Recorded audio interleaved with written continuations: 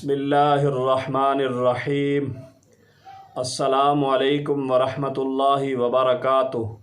احباب ذی وقار، آپ کی خدمت میں ایک اور حدیث پاک لایا ہوں۔ اس حدیث پاک کو بھی ضرور سماعت فرمائیں۔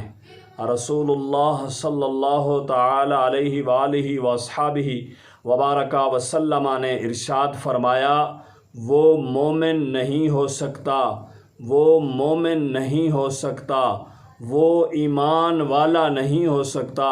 صحابہ کرام علیہم الرضوان نے عرض کی، یا رسول اللہ صلی اللہ علیہ وسلم، وہ کون ہے جو مومن نہیں ہو سکتا؟ تو آپ علیہ الصلاۃ والسلام نے ارشاد فرمایا کہ جس کی برائیوں سے اس کا پڑوسی محفوظ نہ رہے، وہ ایمان والا نہیں ہو سکتا۔ اللہ اکبر۔ دعا ہے اللہ تبارک و تعالی ہماری اس حدیث کو اپنی بارگاہ عالیہ میں قبول فرمائے۔ آمین ثم آمین۔